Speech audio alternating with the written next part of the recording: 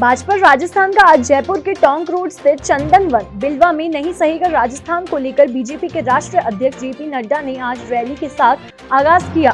BJP के विशाल मंच पर कानून मंत्री अर्जुन राम मेघवाल, भारतीय जनता पार्टी प्रदेश अध्यक्ष सीपी जोशी, पूर्व प्रदेश अध्यक्ष सतीश पूनिया, राजस्थान प्रभारी अरुण सिंह, राज्यवर्धन सिंह राठौर, प्रतिपक्ष राजेंद्र सिंह राठौर, पूर्व मुख्यमंत्री वसुंधरा राजे, पूर्व प्रदेश अध्यक्ष अरुण चतुर्वेदी, राज्यसभा सांसद किरोड़ीलाल मीणा, राज्यसभा सांसद घनश्याम तिवारी तथा मंच पर काफी संख्या में लोग मौजूद रहे।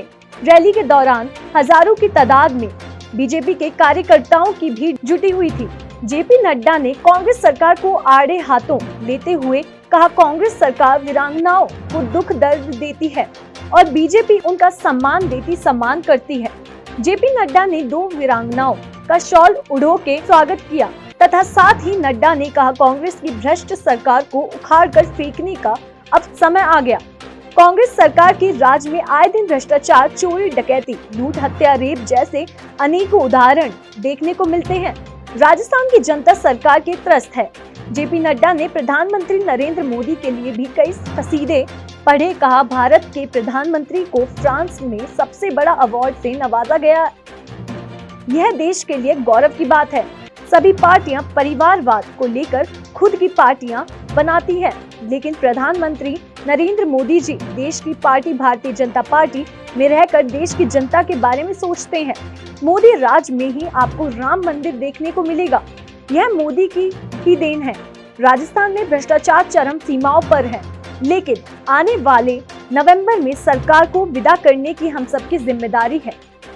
यहाँ उपस्थित देवी और सज्जनों, मेरे सभी कार्यकर्ता बंधु और मीडिया के मेरे साथी, प्रिंट मीडिया और इलेक्ट्रॉनिक मीडिया के मेरे साथी, मैं जब जयपुर में आया हूँ तो सबसे पहले तो मोती डुगरी गणेश मंदिर हमारे गोविंद देव जी को नमस्कार करके मैं अपनी बात को प्रारंभ करता हूँ।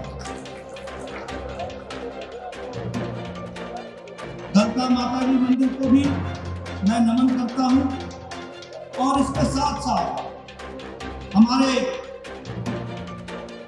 वीरों की भूमि, शौर्य की भूमि, तपस्वियों की भूमि, सामाजिक चेतना लाने वाली भूमि, स्वाधीनता की लड़ाई लड़ने वाली ऐसी वीर भूमि को भी मैं नमन करता हूँ और आशीर्वाद देके खुश करता हूँ। मित्रों, मेरे से पूर्व वक्ताओं ने आपके सामने बहुत सी बातें रखी। फेल कार्ड का रिपोर्ट कार्ड आपके सामने, राजस्थान का 5 साल के अंदर रिकॉर्ड क्या है? कौन से आयाम, कौन से काम गहलोत सरकार ने किए हैं? उल्टे गहलोत सरकार ने कुशासन के झंडे झुलाने का काम किया है तो गहलोत सरकार ने, और ये है तो वह अत्याचार करने वाली सरकार भी यही सरकार है। ये अगर मैं पक्षपात की बात करूं तो न्याय और तुष्टीकरण वह भी हम सबके ध्यान में। यही जयपुर में जयपुर बम ब्लास्ट का केस हुआ था, वसुंधरा राजे जी मुख्यमंत्री थी, केस को फास्ट ट्रैक में डाला गया। समय रहने के अंदर लोअर कोर्ट में जयपुर बम ब्लास्ट के कातिलों को, टेररिस्टों को फांसी की सजा सुनाई गई, फांसी की सजा सुनाई गई जब वसुंधरा जी मुख्यमंत्री थी। लेकिन उसके बाद जब कांग्रेस पार्टी की सरकार आई तो लंबे समय तक सुनवाई चलती रही। हमारा एडवोकेट जनरल नहीं गया और नहीं जाने के कारण केस ढीला पड़ गया, तुष्टीकरण हुआ और वोट बैंक के खातिर गहलोत सरकार पर और गहलोत पर मैं आरोप लगाता हूं कि उन्होंने तुष्टीकरण किया और जयपुर बम ब्लास्ट केस के कातिलों को छोड़ने में मदद दी गई और फांसी की सजा उनकी समाप्त हो गई। ये स्थिति लागू करेंगे। बताइए, ऐसे पक्षपात रहने वाले राजा को रखना है क्या? ऐसे मुख्यमंत्री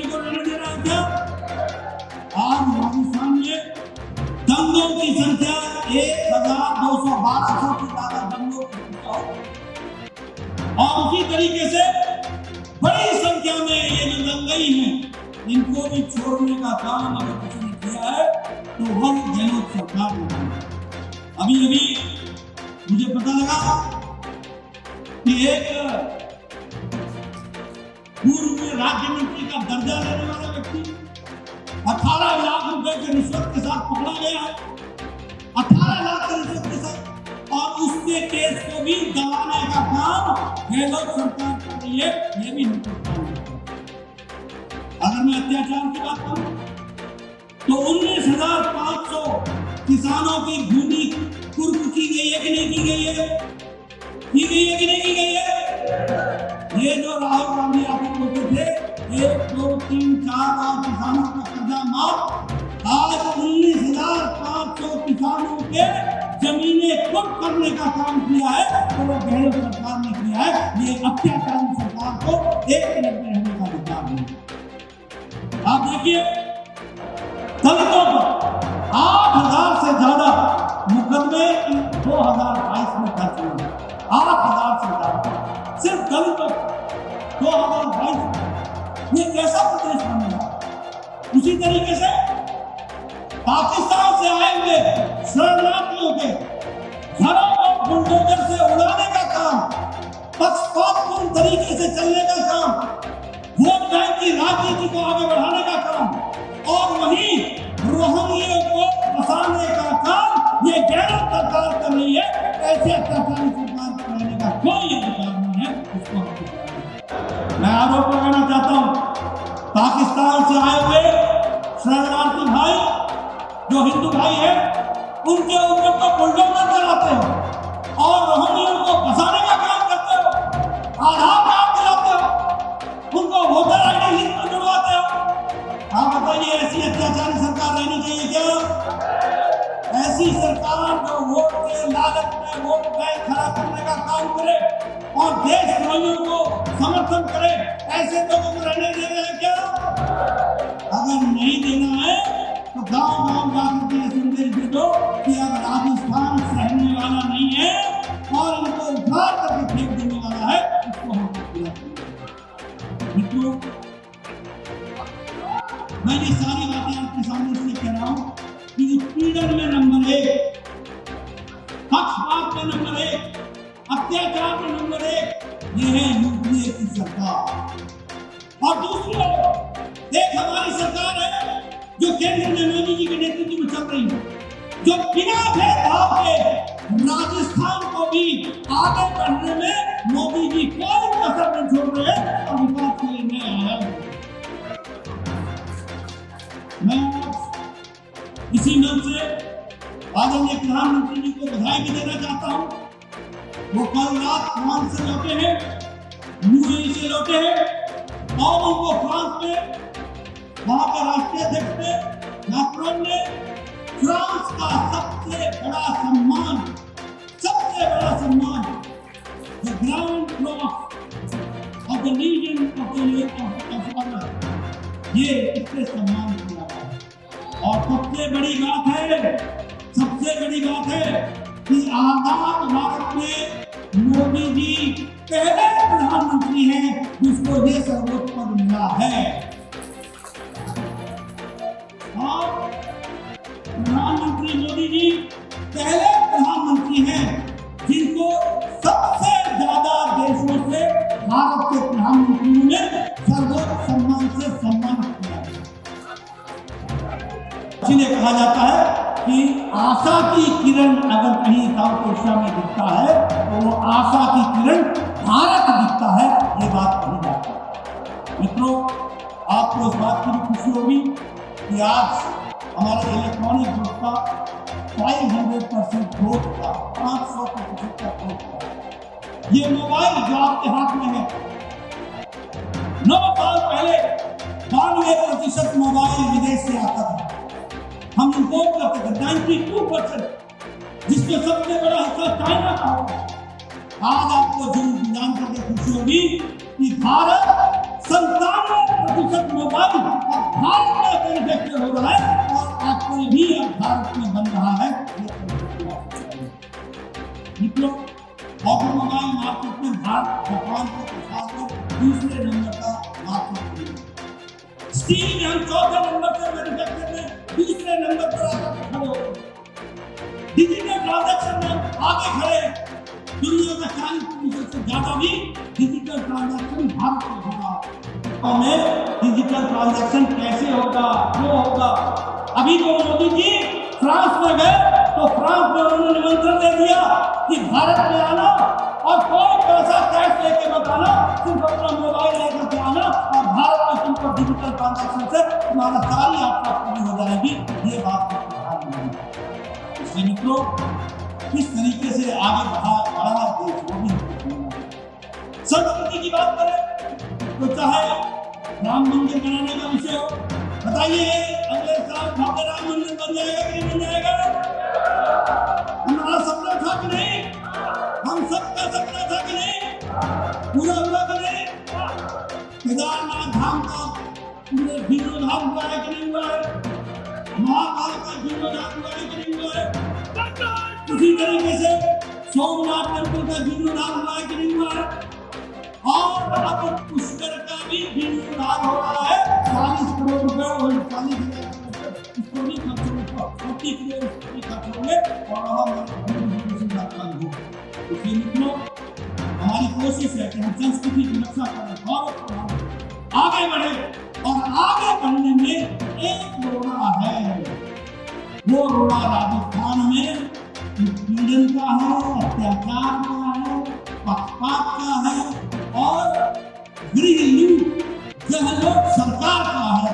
इसको हमको छुट्टी पानी है और विकास को नीचे तक पहुंचाना है। इस काम को हम मित्रों, अगर मैं इंफ्रास्ट्रक्चर की बात करूं तो चाहे सड़क ले लो, आप बताइए आपको 9 साल में फर्क दिखा कि नहीं दिखा?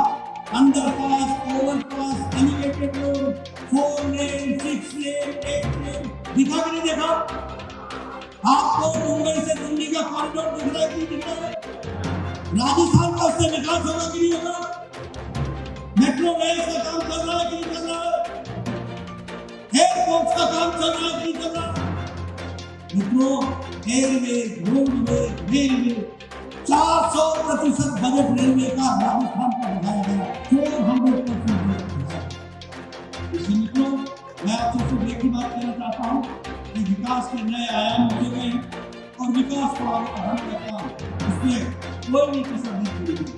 अभी आप जुलाई को आदरणीय प्रधानमंत्री जी बीकानेर आए और 24,300 करोड़ रुपए के या तो शिलान्यास कर गए या उद्घाटन कर गए, वो राजस्थान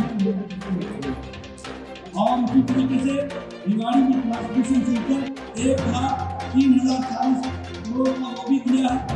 और मुझे एक बात की खुशी है, मैं यहाँ जरूर कहना चाहता हूँ, वसुंधरा जी आप पहले विपक्ष में नेता थी, आपने मुख्यमंत्री बनी, बताइए उस समय कितने मेडिकल कॉलेज थे और मोदी जी के आने के बाद 23 मेडिकल कॉलेज राजस्थान को दिए गए कि नहीं? हम जिले में मेडिकल कॉलेज, जिसमें मुझे याद है कि 7 मेडिकल कॉलेज खोलते थे और बाकी मेडिकल कॉलेज खुले थे। इसलिए विकास की नई कहानी हमारे नेताओं ने, हमारे एनडीए की सरकार ने प्रयास लेकिन हाँ, आपके सामने में आप कहोगे कि जेपी नड्डा ने एक क्वेश्चन उठा करके फेल रिपोर्ट गहलोत की दिखा दी। ऐसा मैं क्वेश्चन नहीं दिखाता हूँ, मैं पत्रकारों को याद दिलाना चाहता हूँ। बताइए गहलोत सरकार ने कहा था कि नहीं कहा था कि एग्रीकल्चर के मशीन पर, फार्मर से ट्रैक्टर पर हम जीएसटी को हटा देंगे? कहा था कि नहीं कहा था? हटा दिया क्या? हटाया क्या? की लड़ाई लड़ी है और मैं आपको वायदा करता हूं कि आगे हम सब मिलकर के लड़ाई लड़ेंगे और उनको हम उनका न्याय दिलाएंगे और बात का पहुंचाएंगे। इसलिए मित्रों, ये जो कांग्रेस पार्टी है, ये जो गहलोत की पार्टी है, ये हर तरीके से घोटाला करती है। दूसरा रिपोर्ट को बताओ तो आप बताइए, वृद्धावस्था पेंशन में 450 करोड़ रुपए का घोटाला हुआ कि नहीं हुआ? हुआ कि नहीं हुआ?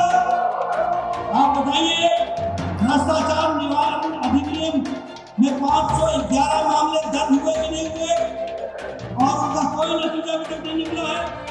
आप बताइए, गहलोत परिवार के लोग हजारों के कॉन्ट्रैक्ट ले रहे हैं कि नहीं ले रहे? ले रहे हैं कि नहीं ले रहे? परिवार का पोषण कर रहा है कि नहीं कर रहा? ये इनका मित्रों, आप बताइए, मैं खड़गपुर गया था, खड़गपुर के मंत्री के पति ने रेप और मर्डर का केस है कि नहीं है? खड़गपुर के मंत्री के खड़गपुर के मंत्री के पतिदेव पर मर्डर का और रेप का केस है कि नहीं है? और गलत सरकार उसको बचा रही है कि नहीं बताती है? ये अत्याचार है कि नहीं है? ये उत्पीड़न है कि नहीं है? ऐसी सरकार को रहने देना है क्या? मित्रों, आज के इन्होंने एक नया तजुर्बा छोड़ा और वो है पीडीए। और पीडीए क्या है? Patriotic democratic alliance. मैं पीडीए को कहना चाहता हूँ कि ये प्रोटेक्शन ऑफ डायनेस्टीज अलायंस, ये प्रोटेक्शन ऑफ डायनेस्टीज अलायंस, ये परिवारवाद को बचाने का तरीका। आप बताइए, समाजवादी पार्टी अखिलेश और डिम्पल की पार्टी रह गई कि नहीं रह गई? बोलिए ना, अखिलेश और डिम्पल की पार्टी है कि नहीं है? ये आरजेडी, लालू, अपनी पत्नी राबड़ी देवी, तेजस्वी, तेजप्रताप, निशा, इस परिवार की पार्टी है कि नहीं है? इसी को बचाने के लिए ऐलान हो रहा है कि नहीं हो रहा? आप बताइए, टीएमसी, ममता और उसका भतीजा अभिषेक की पार्टी है कि नहीं है? आप बताइए, चंद्रशेखर राव की भारतीय राष्ट्रीय समिति डीआरएस, ये बताइए, केटीआर के बाद कविता, ये परिवार की पार्टी है कि नहीं है? आप बताइए, करुणानिधि के बाद स्टालिन के बाद उदयनिधि, ये परिवार की पार्टी है कि नहीं है? आप बताइए, ये शिवसेना उद्धव और आदित्य की पार्टी है कि नहीं है? आप बताइए, हमारे पवार साहब, हमारे जो पवार और सुप्रिया सोनी की पार्टी परिवार की पार्टी है। मित्रों, ये प्रोग्रेसिव डेमोक्रेटिक अलायंस नहीं है, यह प्रोटेक्शन ऑफ डायनेस्टी अलायंस है। ये सब लोग अपने परिवारों को बचाने के लिए ये अलायंस में आते हैं और मोदी जी देश को आगे ले जाने के लिए ये हमारे साथ।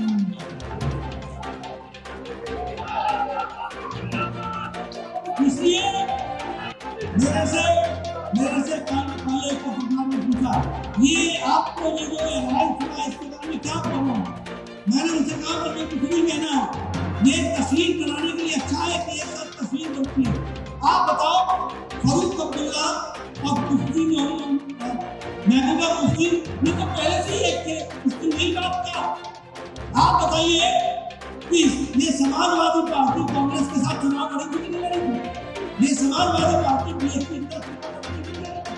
आप बताइए, जेडीयू और आरजेडी साथ लड़े थे कि नहीं लड़े थे? आप बताइए, टीएमसी और कांग्रेस साथ लड़े थे कि नहीं लड़े?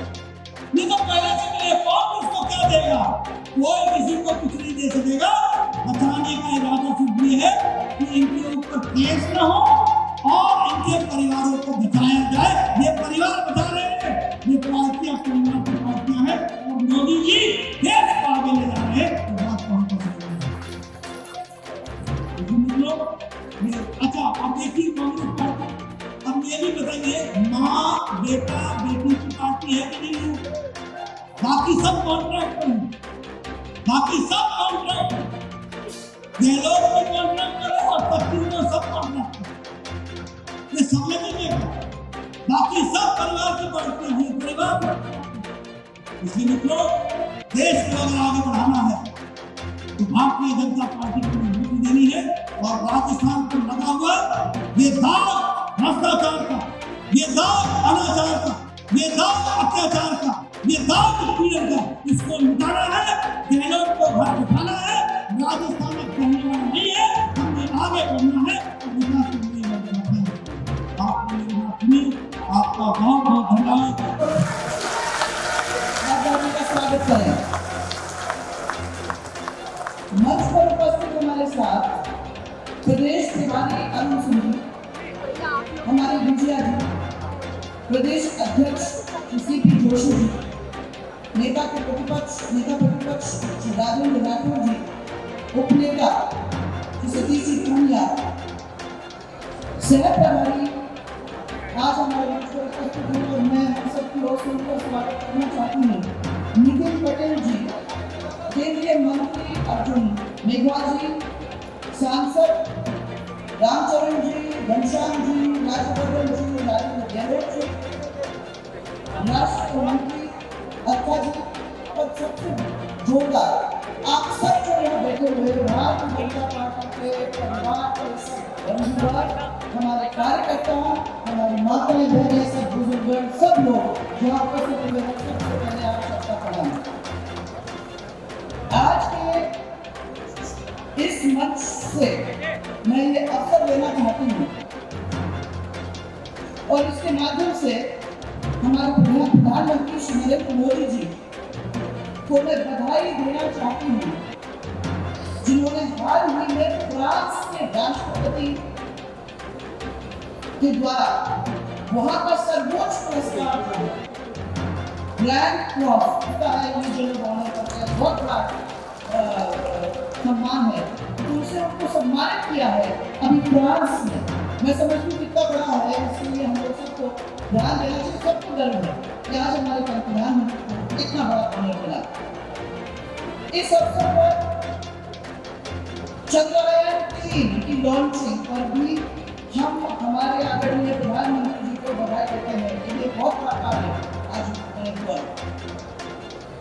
हम सब यहाँ नड्डा जी के मार्गदर्शन के लिए एकत्रित हुए हैं। हम सब उनको अच्छी तरह से और गौर से यहाँ सुनना चाहते हैं, इसलिए मैं ज़्यादा समय लेना नहीं चाहती हूँ, परंतु मैं 2-3 मुद्दों के ऊपर आप सबका ध्यान आकर्षित जरूर करना चाहूँगी। ये बात तो उठेगी कि पिछले 4.5 साल के अंदर जिस सरकार ने हमारे प्रदेश को चलाया है, वो पूरी तरह से भ्रष्टाचार के अंदर डूब करके जनता की तरफ न ध्यान देते हुए अपने को किस तरीके से मजबूत कर सकते हैं, वो अपने मंत्रियों को और अपने आप को मजबूत करने में लगेंगे। आप राजस्थान के ढाणी के अंदर, छोटे नगर के अंदर, और आप लोगों से पूछेंगे कि इस सरकार की सबसे बड़ा काम क्या हुआ है इस 4.5 साल में, तो सब आपको बताएंगे कि भ्रष्टाचार एक ऐसा जोरदार भ्रष्टाचार है कि कोई भी कार्य, कोई भी काम आज के दिन के अंदर हम बिना रिश्वत लिए कर नहीं सकते। अपने आप को उन्होंने मजबूत बना लिया, परंतु हमारी सरकार और इस प्रदेश की सरकार ढीली होती गई। आपको सबको याद होगा कि अपन लोगों ने जब सरकार चलाई थी, तो उस समय हम लोगों ने बड़ी कोशिश की थी कि किसी भी तरीके से राजस्थान को अरुणाचल प्रदेश के स्तर पे लेवल पे ले जाने का हम लोग कोशिश करें। जो पुरानी आदतें उनकी थी कि पैसा नहीं है, उसको रोक करके पैसा को बचा के राजस्थान की जनता को किस तरीके से मजबूत किया जाए। और आज आपको ये देखने में मिल रहा है कि जोरदार लूट चारों ओर, जहां भी आप देख रहे हो और लूट मची हुई। सरकार के दफ्तर के अंदर भी जब आपको पैसा और सोना मिलता है, तो इससे और क्या वाहियात चीज हो सकती है। कुछ दिन पहले गहलोत की सरकार ने तो सब रिकॉर्ड तोड़ दिए, जब कांग्रेस के एक पूर्व राज्य मंत्री करीबन 18 लाख घूस लेते हुए पकड़े गए। अभी की बात, कानून व्यवस्था की बात करो तो सबसे नंबर 1 पे पूरे देश के अंदर कोई है कहाँ? महिला अत्याचार, दलित अत्याचार, दुष्कर्म, गैंग वॉर, लूट, हत्या, नाम लो आप, तो सब हम लोगों ने कर लिया और सबका करवा देते। धर्म परिवर्तन हो रहा है, शांति प्रिय राजस्थान के अंदर सांप्रदायिक लहरें आपको देखने को मिलेंगी। इस सरकार की नाकामयाबी को उजागर हम लोग करेंगे। ये बहुत बड़ा कार्यक्रम जो भारतीय जनता पार्टी ने अपने हाथ में लिया है, वो कार्यक्रम है जो गांव-गांव, ढाणी तक नई सहेगा राजस्थान के नाम से सबके बीच में पहुंचेगा और जो एक कांग्रेस ने काम किया है वो सब तक पहुंचा के उनको उजागर करने का काम करेगा। उसको ध्यान में रखते हुए गरीब कल्याण योजना, मुफ्त अनाज लोगों को मिल रहा है, नहीं हुआ। ये तो कहने की बातें हैं। अन्नपूर्णा रसोई हम लोगों ने शामिल किया करते हो, और जो वहाँ खाना मिलता है वो यार हमारे कार्यकर्ता से आप लोग पूछ सकते हो। जय जय राजस्थान। और इस राजस्थान की लड़ाई हम लड़ेंगे और जूझ करके लड़ करके हम कमल को खिलाएंगे, भारतीय जनता पार्टी की सरकार को बनाने का काम करेंगे।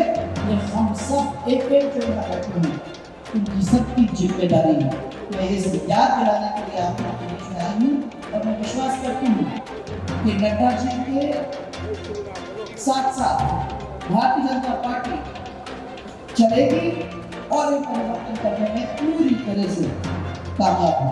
आपको बहुत बहुत धन्यवाद।